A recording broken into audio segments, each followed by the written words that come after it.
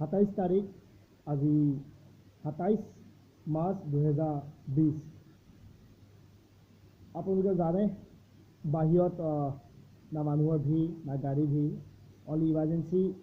যিসকল ছাৰ্ভিচমেন তেখেতলোকে কাম কৰি আছে পুলিচ মিডিয়া প্ৰথমতে তেখেতলোক সকলোকে মোৰ ফালৰ পৰা ধন্যবাদ অসম চৰকাৰ যিয়ে আমাক সুকীয়াকৈ ৰাখিবৰ কাৰণে আৰু আমাৰ কৰোনা বেমাৰৰ পৰা বাচাবৰ কাৰণে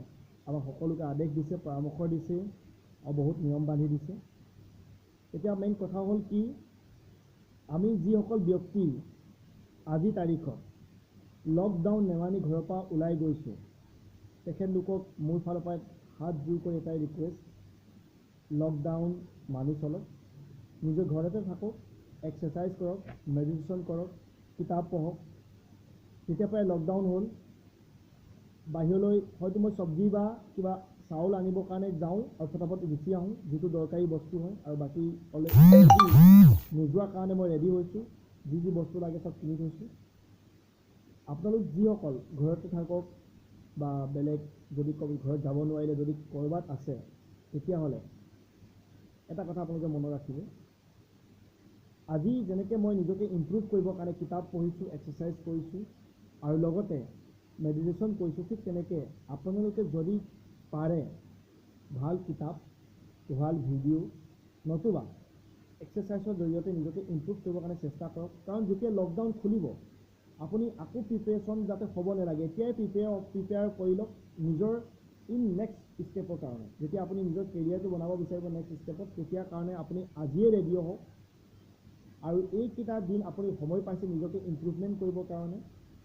মই ভাবোঁ আপোনালোকে যদি মোৰ ভিডিঅ'টো চাই আছে যদি আপোনালোকৰ নিজৰ পৰিয়াল নিজৰ দেশ নিজৰ ৰাজ্য আৰু নিজৰ জীৱনটো মৰমৰ হয় তেতিয়াহ'লে নিশ্চয় আপোনালোকে বাহিৰলৈ নাযাব।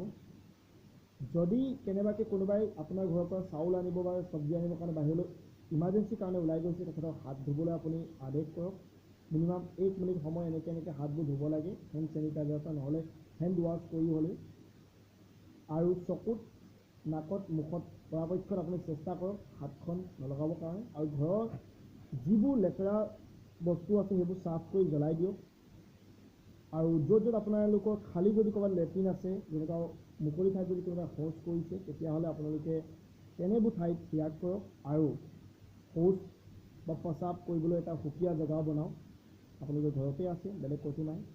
আৰু নিজৰ পৰিয়ালৰ লগতে নিজৰ জীৱনটো বচাওক। আমি নিজৰ জীৱনটোত বহুত উন্নতি কৰিব বিচাৰিছোঁ কথাটো সঁচা কিন্তু কৰিম পইচাও কমাম আৰু নিজৰ সপোনবোৰ পূৰা কৰিম। বৰ্তমান এই সময়খিনিত আমি যাতে অলপমান ধৈৰ্য ধৰি আমি নিজেও বুজোঁ আৰু আনকো বুজাই যাতে নিজৰ ঘৰতে সুকীয়াকৈ থাকোঁ। যদি আমি চৰকাৰৰ কথা নুশুনো যদি আমি সংবাদ মাধ্যমৰ কথা নুশুনো পুলিচৰ কথা নুশুনো হয়তো এটা দিন এনেকুৱা আহিব আমি সমগ্ৰ অসমত মৰিশালী সংখ্যা বেছি পাম বা অসমৰ বুলিয়ে নহয় সমগ্ৰ ভাৰতবৰ্ষতে। গতিকেলৈ প্ৰশাসনৰ কথা শুনক আৰু নিয়মবোৰ মানি চলক। ধন্যবাদ।